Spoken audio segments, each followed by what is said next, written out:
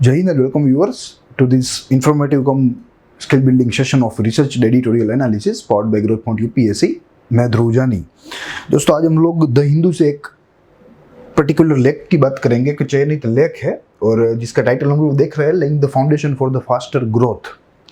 यह शीर्षक को देख के ही हमें लगता है कि यह हमारे इकोनॉमिक डेवलपमेंट के विषय के साथ संबंधी है। इकोनॉमिक डेवलपमेंट में अगर हम फर्दर उसको बाइफरकेट करें then we can term it as a issue of Indian economy या issues relating to Indian economy और पॉलिसी प्लानिंग हम लोग कह सकते हैं। पूरा ही लेख बहुत ही ज्ञानवर्धक है, अपने आप में ही एक हमारे मुख्य परीक्षा का उत्तर हो सकता है। प्लस यह लेख के जो राइटर है सी रंगराजन, वो एक रेप्यूटेड व्यक्ति है और फॉर्मर आरबीआई के गवर्नर भी रहे, प्लस जो प्रधानमंत्री की इकोनॉमिक एडवाइजरी होती है वह काउंसिल के पूर्व चेयरमैन भी रहे हैं। तो कुल मिला के बहुत ही जो है बौद्धिक क्षमता वाले और यही क्षेत्र से ताल्लुक रखने वाले यह लेखक है जिसने भारत के कोरोना पश्चात की के ग्रोथ के लिए, कोरोना पश्चात की आर्थिक वृद्धि के लिए एक ब्लूप्रिंट यहाँ हमारे सामने रखी है, एक रूपरेखा रखी है जिसको मुझे लगता है कि तैयार करना अपने आप में ही एक हमारे लिए फायदा कारक साबित हो सकता है। प्लस जैसे ही मैंने आपको बताया कि it is a very simple answer to a probable question of mains. ठीक है, तो देखेंगे पूरा लेख देखेंगे।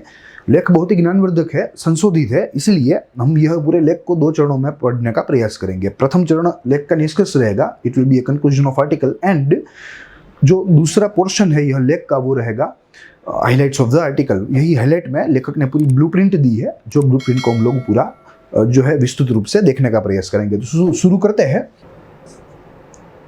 देखिए यह पूरा लेख है जिसकी तस्वीर में दृश्यमान है और सी रंगराजन के द्वारा लिखी गई है। बहुत ही उम्दा व्यक्ति है और फॉर्मर आरबीआई के गवर्नर भी रहे, जैसे हमने जिक्र किया। हमारे लेख की शुरुआत हम लोग निष्कर्ष से करना चाहेंगे, तो उसके मुताबिक यह लेख एक उच्च प्रकार का प्रबंध है जिसका जिक्र हमने किया। इट्स ए हाई क्वालिटी ऐसे भारतीय अर्थतंत्र को कोरोना प्रेरित आर्थिक मंदी से कैसे निकाला जाए उसकी बात यहाँ की गई है। How can we evacuate Indian economy in this post corona world या post covid world which has actually undergone in the depression, and this depression is actually not a national depression, it's actually a worldwide, it's actually a global। दूसरी बात, यह जो आज के समय जो हम लोग यह मंदी की बात करते हैं, आर्थिक मंदी, तो पिछले कई सालों में यह ऐसी प्रथम मंदी है। मंदी कई सारी आई, आप समझ लो, मंदी कई सारी आई, वैश्विक मंदियां भी आई या प्रादेशिक मंदी भी आई, मगर यह जो मंदी है जो कोरोना से ट्रिगर्ड है, कोरोना से प्रेरित है, यह मंदी दरअसल पिछले कई सालों में ऐसी पहली मंदी है जो कि नॉन इकोनॉमिक फैक्टर से ट्रिगर्ड है, जो कि नॉन इकोनॉमिक फैक्टर्स की जो है फैक्टर का परिणाम है। हालांकि पिछले कुछ समय में जो मंदियां रही है वो सभी आर्थिक फैक्टर की ही मंदियां रही है। कोई भी जो मसला होता है वो आर्थिक ही होता है, मगर यह कई सालों में पहली बार हुआ, इनफैक्ट यह सेंचुरी में पहली बार हुआ होगा कि ऐसी कोई मंदी आई है, ऐसी कोई वैश्विक मंदी आई है जो कि नॉन इकोनॉमिक फैक्टर से प्रेरित है, नॉन इकोनॉमिक फैक्टर से उत्पन्न हुई है। तो ये इस मंदी की अपने आप में ही एक विशेष बात है, ये हमें ध्यान में रखना होगा। यहाँ मैं लिख देता हूँ, फ्रॉम नॉन इकोनॉमिक फैक्टर।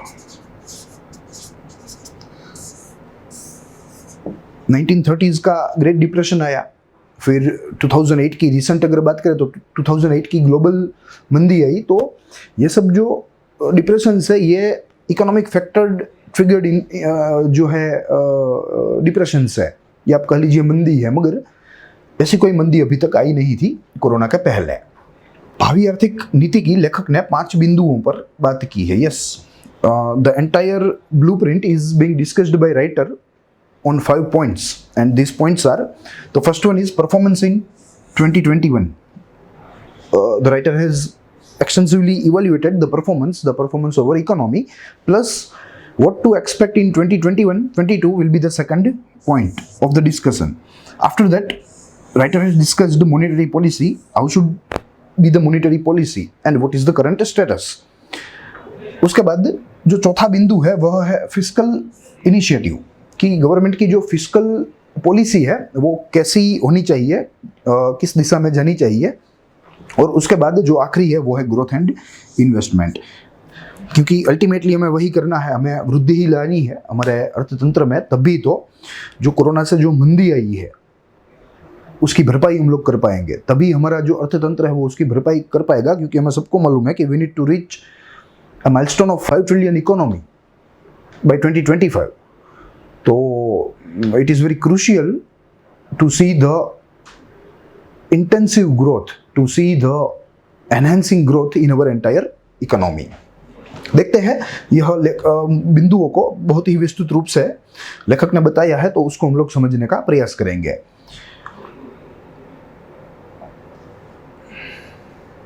देखेंगे सर्वप्रथम बिंदु जो है वो है परफॉर्मेंस इन 2021 कि हमारा जो प्रदर्शन था यह पूरे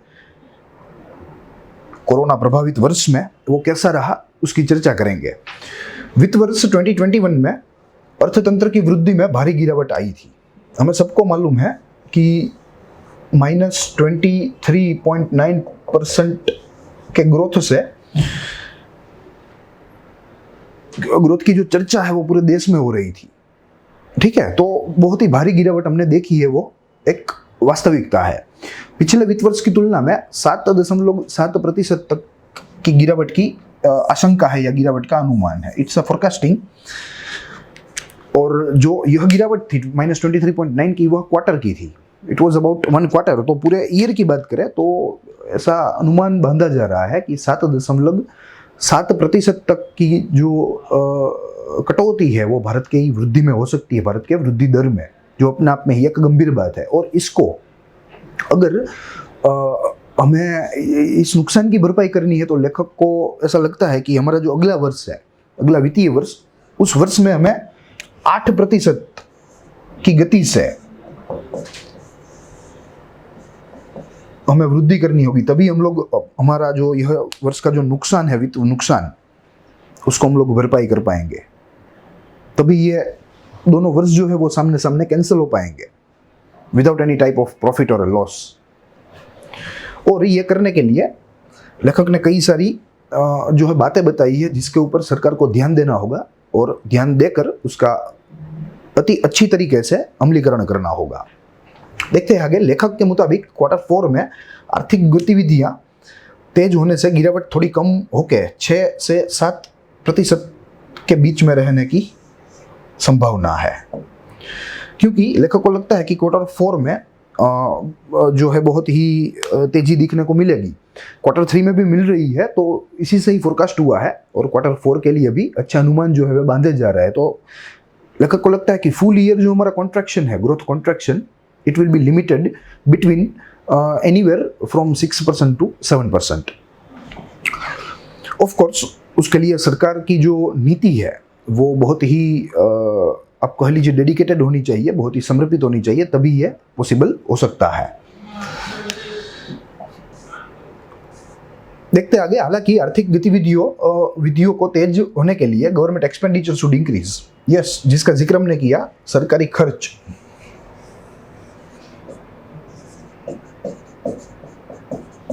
सरकारी खर्च में बढ़ावा होना समय की अनिवार्यता है, अदरवाइज जो पिकअप है हमारी इस इकोनॉमी को वो नहीं मिल पाएगा।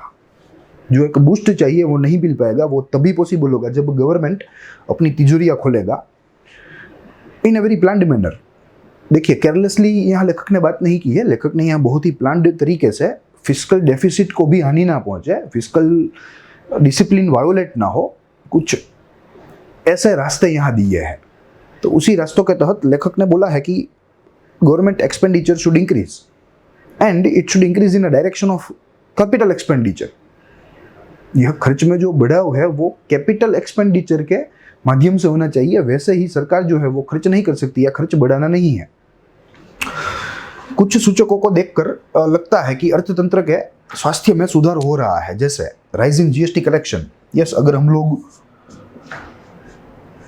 मई, जून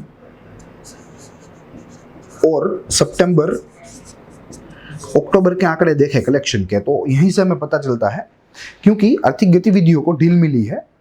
एक लिबरल जो आप कह लीजिए वातावरण है उसका निर्माण हुआ है जो पहले था, कोरोना के पहले था, वैसा ही वातावरण फिर से निर्माण होने जा रहा है। तो उसी की वजह से economic activities are flourishing, they are coming back to their status quo. जो पूर्व स्थिति थी वह स्थिति फिर से बन रही है, तो ये एक सकारात्मक बात है।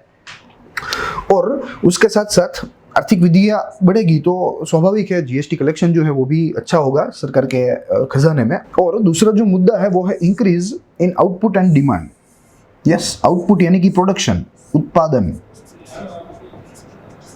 और डिमांड तो हमें मालूम ही है कि उसे मांग कहा जाता है। ठीक है, तो इस दोनों में भी उछाल देखने को मिला है, जो एक अपने आप में ही सकारात्मक बात है आज हमारे अर्थतंत्र की परिस्थिति के लिए, जिसमें स्टील का समावेश है, कोल का समावेश है, सीमेंट का है, और मैन्युफैक्चरिंग जो सेक्टर है उसमें हमें पॉजिटिव वृद्धि देखने को मिली है, जो पिछले 2 क्वार्टर में नेगेटिव रही थी या 0 के करीब रही थी, मगर अच्छी नहीं थी। ठीक है, तो ऐसा कुछ अंदेशे है जिससे लेखक को लगता है कि हमारा जो अर्थतंत्र है वो अच्छी तरीके से रिकवरी कर पाएगा, जिसमें सरकार की भूमिका जो है वो अहम होगी। इसके साथ साथ लेखक को ऐसा भी लगता है कि ऐसे भी कुछ सेक्टर्स है जिसको फिर से ट्रैक पर चढ़ने के लिए थोड़ा समय लगेगा, जिसको देर लगेगी। जैसे हॉस्पिटैलिटी का सेक्टर हो, जिसका जिक्र हम लोग आगे करेंगे। हॉस्पिटैलिटी के साथ साथ आप कह लीजिए टूरिज्म जो है उसको भी थोड़ा समय लगेगा। जब तक नॉर्मलिटी नहीं आएगी पूरे विश्व में तब तक ऐसे सेक्टर्स को बूस्ट नहीं मिलेगा। ऐसे सेक्टर्स में जो मांग है वो नहीं बढ़ेगी, और जब तक मांग नहीं बढ़ेगी तब तक वृद्धि नहीं होगी। मगर यहाँ कुछ ऐसे क्षेत्र भी है हमारे पास जो इस पूरे अर्थतंत्र को मंदी से बाहर निकल सकता है। आगे देखें तो इसके विपरीत कुछ क्षेत्रों को अपनी पुनःस्थिति प्राप्त करने में देर लगेगी, जैसे हॉस्पिटैलिटी, जिसका जिक्र हमने किया। हम लोग यहाँ एक और भी जो है सेक्टर का जिक्र कर सकते हैं, और वो है टूरिज्म। हमें मालूम है कि टूरिज्म जो है उसको बहुत ही ज्यादा नुकसान हुआ है इस पेंडेमिक से, इस लॉकडाउन से, क्योंकि every nation had restrictions while implementing the lockdown. So ऐसा कुछ कारणों की वजह से टूरिज्म सेक्टर जो है वो अपने आप में ही क्रैश हो गया है। और सिर्फ रिस्ट्रिक्शन ही नहीं, मगर इसमें सिक्योरिटी का भी सवाल आता है। लोग भी डर रहे हैं जो है दूसरे देश में जाने के लिए या ट्रैवल करने से। तो ऐसा कुछ कारणों की वजह से इसमें भारी गिरावट आई है। IMF के अनुमान अनुसार भारतीय अर्थतंत्र में 10.3% तक की गिरावट हो सकती है। Yes, they are estimating bit more than our writer. हमारे राइटर के मुताबिक 6 से 7% तक का जो है कॉन्ट्रैक्शन हो सकता है हमारी इकोनॉमी में। But on the contrary IMF is predicting for 10.3% of contraction. ठीक है, मगर समय ही बताएगा कि आखिरी जो आंकड़ा है वो क्या होता है। और हमें ऐसा लगता है, अगर मैं मेरी निजी बात करूँ तो मुझे लगता है कि जो हमारे सी रंगराजन है, जो हमारे आज के लेखक है, जिसका लेख हमने आधार बनाया है आज, उसका अनुमान सही रहेगा। क्योंकि आज के समय आफ्टर अनलॉकिंग जो गति हमारी आर्थिक गतिविधियों ने धारण की है, उस गति से लगता है कि हम लोग 6 या 7% तक ही कॉन्ट्रैक्शन करेंगे, उससे ज़्यादा नहीं करेंगे पिछले वित्त वर्ष की तुलना में। देखते हैं आगे। दूसरा यहाँ पॉइंट है जिसके मुताबिक 2021-22 से हम लोग क्या आशा रख सकते हैं।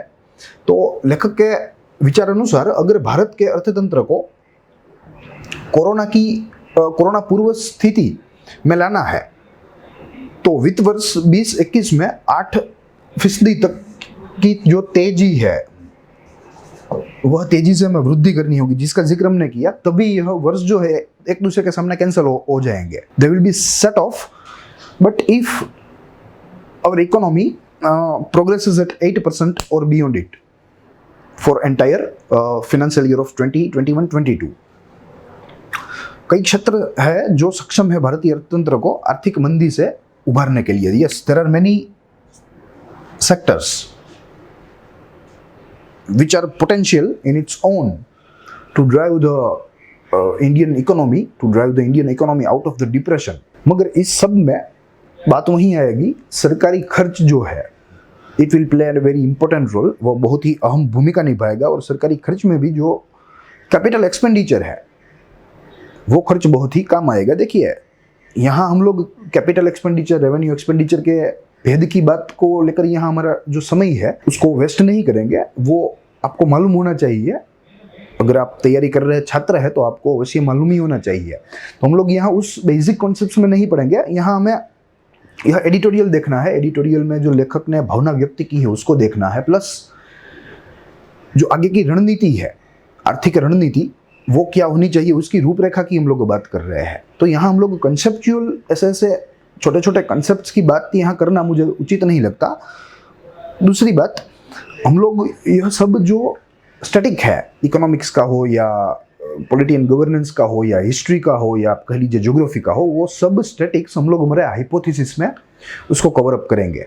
जो हमारी हाइपोथेसिस इसके पैरेलल चल रही है, जिसमें एक वीक में 2 या 3 वीडियोस आते हैं, हाल ही में उसमें वर्ल्ड हिस्ट्री के तहत हम लोग गुजर रहे हैं। तो जैसे ही वर्ल्ड हिस्ट्री समाप्त होगा तो उसके बाद अन्य और स्टैटिक विषयों का जो अध्ययन है वो आपको करवाया जाएगा हाइपोथेसिस के बैनर के नीचे। तो ये सब स्टैटिक बातें हम लोग वहाँ करेंगे। यहाँ हम लोग सिर्फ एडिटोरियल पर फोकस करेंगे और उससे निकलते जो निष्कर्ष है उस पर फोकस करने का प्रयास करेंगे, आगे देखेंगे। मगर इस प्रक्रिया में गवर्नमेंट कैपिटल एक्सपेंडिचर में इजाफा होना अनिवार्य है। There should be increase, then only our growth is possible, then only our economy will be able to recover. देखते हैं आगे। हाल वैश्विक अर्थतंत्र भी अनिश्चितताओं से भरा है। Yes, there is uncertainty.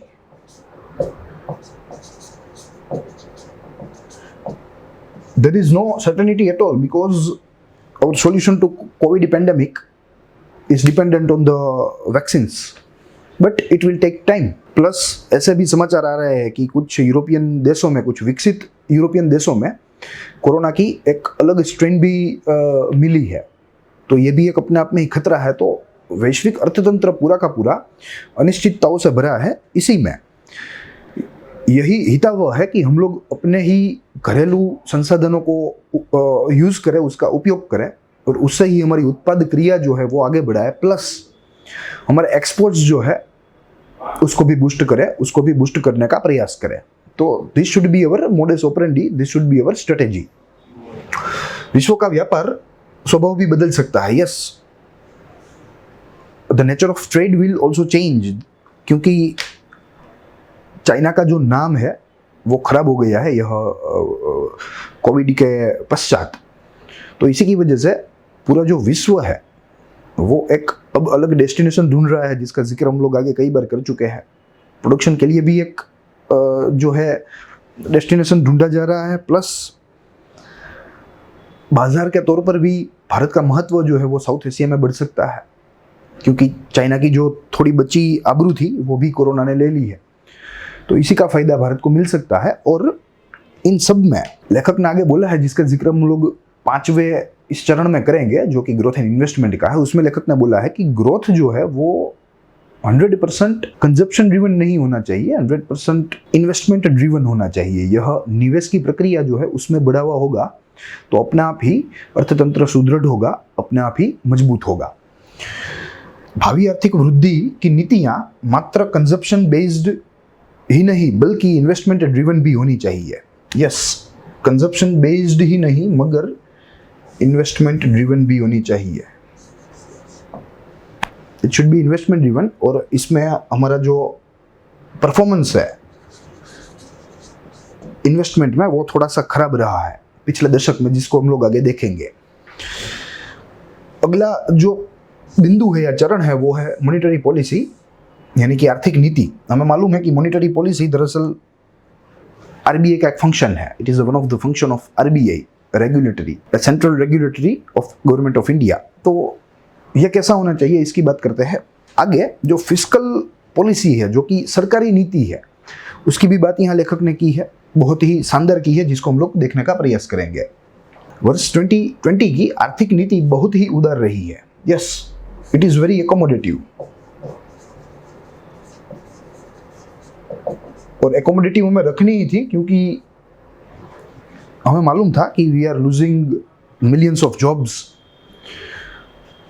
और millions of people are actually pushed towards poverty due to this corona. तो ऐसे समय में अगर अर्थतंत्र को अगर कुछ मात्रा में इन्फ्लेशन को बढ़ाए रखना है या बनाए रखना है तो 100% हमारी जो आर्थिक नीति है वो आरबीआई को उदारी रखनी थी और आरबीआई ने रखी भी, क्योंकि यह एक परिस्थिति की मांग थी। मुख्य 3 बिंदुओं पर आर्थिक नीति का आधार रहा। देखिए, ब्याज दरों में कटौती यानी कि decrease in interest rate, liquidity बढ़ाने के लिए कुछ कदम, टू इंक्रीज लिक्विडिटी यानी कि आप कह लीजिए तरलता। लिक्विडिटी में आप रिजर्व्स कह सकते हैं या मनी सप्लाई कह सकते हैं, जिसमें बढ़ावा होना, उसे हम लोग यहाँ मैक्रो इकोनॉमिक के कंसेप्ट से लिक्विडिटी कहना उचित समझेंगे। उसके बाद regulatory changes as like moratorium, जो थोड़ा असिस्टेंस दिया गया इंडिविजुअल्स को या प्राइवेट सेक्टर्स को गवर्नमेंट के द्वारा, जिन जिन लोगों ने बैंक से लोन लिए हो, तो without any type of economic activity one just can't pay an instalment. तो ऐसे कुछ कदम जो है उसे मोराटोरियम के नाम से रेगुलेटरी चेंजेस के हेड में रखा जाता है। तो कुछ इस प्रकार की हमारी आरबीआई की नीतियां रही थी, जिसने बहुत हद तक मदद की पूरे अर्थतंत्र को मंदी से दूर रखने के लिए। मगर फिर भी इकोनॉमिक एक्टिविटी बंद हो गई थी and it was shut down approximately for 4 to 5 months continuously. तो इसकी असर जो है वो तो हमें होनी ही है, इसकी नकारात्मक असर जो है वो तो हमें होनी ही है। मगर फिर भी आरबीआई के द्वारा इसकी जो असर है वो कम से कम हो, उसका ध्यान रखा गया था। आरबीआई द्वारा लिक्विडिटी बढ़ाने के लिए भी कई उपाय किए गए, जैसे रिजर्व मनी में इजाफा हुआ, 15.3% तक का जो रिजर्व मनी था हमारा आरबीआई के पास, उसमें बढ़ावा हुआ, यानी कि मनी सप्लाई बढ़ी। मनी सप्लाई भी बढ़ी 12.5% तक, ठीक है, हमारे पूरे अर्थतंत्र में। तो यह एक सकारात्मक बात है और लेखक के द्वारा यह एक उचित कदम है। थोड़ा इन्फ्लेशन रखना भी अनिवार्य है। यस, आज के समय थोड़ा इन्फ्लेशन रखना भी हमें अनिवार्य है, जिसका जिक्र हमने हमारे एक एडिटोरियल में किया था। और हमने ये भी देखा था कि इन्फ्लेशन जो है वो सिर्फ खराबी नहीं है, यह एक अनिवार्य अनिष्ट है। It is actually a mandatory blot to be kept to balance the entire economy, क्योंकि डिफ्लेशन भी हानिकारक है। अगर इन्फ्लेशन कम हो गया तो डिफ्लेशन का प्रभाव ज़्यादा हो जाएगा, तो वो भी अर्थतंत्र को नुकसान करेगा। तो there should be a maintained balance between them, ठीक है। तो वो बढ़ाना भी जो है बनाए रखना भी अनिवार्य है। तो इसी के लिए यह इन्फ्लेशन को बनाए रखने के लिए ही मनी सप्लाई को बढ़ाया जाता है, इसीलिए मनी सप्लाई को बढ़ाया जाता है। देखते हैं आगे। फिस्कल इनिशिएटिव्स की बात करें तो हाल की परिस्थिति से निपटने में सरकारी खर्च बहुत ही बड़ी भूमिका निभा सकता है, जिसका जिक्र हम लोग हमारे इस उपाख्यान के शुरू से करते आए हैं, क्योंकि सरकारी खर्च ही एकमात्र ऐसा सोर्स है जो यह हमारे डूबते अर्थतंत्र को बचा सकता है। ऐसे समय में आयोजित सरकारी खर्च दुर्बल होते अर्थतंत्र को बचा लेता है। आयोजित सरकारी खर्च, यहाँ सरकार आयोजित रूप से खर्च करे, उसका आग्रह लेखक के द्वारा हुआ है। ऐसे ही खर्च नहीं करना है, बहुत ही प्लान्ड मैनर में करना है, कैपिटल इन्वेस्टमेंट करना है, रेवेन्यू एक्सपेंडिचर नहीं करना है। रेवेन्यू एक्सपेंडिचर करके जो हमें फायदा होगा उससे कई ज़्यादा फायदा कैपिटल एक्सपेंडिचर करके अर्थतंत्र को मिलेगा। अगर सरकार कैपिटल एक्सपेंडिचर में अपना निवेश करेगी तो, जैसे आप कह लीजिए इंफ्रास्ट्रक्चर बिल्डिंग हो, it can actually boost an economy of any region, ठीक है। तो ऐसे कैपिटल खर्च में सरकार को रोकना है या निवेश करना है। वित्त वर्ष के शुरुआत में एक्सपेक्टेड फिस्कल 8% ऑफ जीडीपी था, मगर वर्तमान परिस्थिति को देख के फिस्कल डेफिसिट 6% तक रहने का अनुमान है। यहाँ लेखक ने केंद्र सरकार को थोड़ी टिप्पणी दी है और इस टिप्पणी से कहा है कि इस पूरे वर्ष में केंद्र सरकार ने अपने खर्च में बहुत ही ध्यान रखा, बहुत ही जो है कम पैसे खर्चे हैं। तो इसी की वजह से जो पूर्वानुमान था वो भी अब गलत साबित हो रहा है और 8% से अब लग रहा है कि यह फिस्कल सिर्फ 6% तक ही रहेगा। सरकार को कैपिटल एक्सपेंडिचर पर ध्यान केंद्रित करना होगा, जिसका जिक्र हमने किया। Very important, capital expenditure. They are so potential that they can boost the entire job creation, entire employment creation of the area या of the country कह लीजिए। आने वाले बजट में सार्वजनिक क्षेत्र के लिए विस्तृत निवेश की योजना सरकार को लानी होगी। Yes, in the upcoming budget, the writer advocates that government should bring a detailed planning of investment in their public sector enterprises. यहाँ से ही जो ग्रोथ है, हमारा ग्रोथ, उसको बूस्ट मिलेगा, उसको ताकत मिलेगी। और जो 5वां मुद्दा है उसके बाद का, वो कहता है ग्रोथ एंड इन्वेस्टमेंट। वो ग्रोथ एंड इन्वेस्टमेंट की बात करता है और उसके तहत भारत के अर्थतंत्र को अगर 5 ट्रिलियन बनाने के लिए हमें झड़पी आर्थिक वृद्धि करनी होगी। यस, अगर हमें 5 ट्रिलियन बनाना है, then we need to grow at more pace. ऐसी गतिशील आर्थिक वृद्धि के लिए हमें निवेश दर यानी कि इन्वेस्टमेंट रेट को बढ़ाना होगा।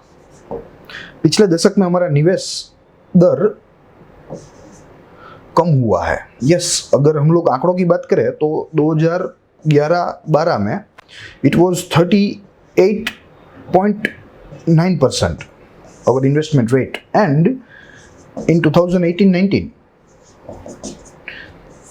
it was just 32%, 32.3% or something like that।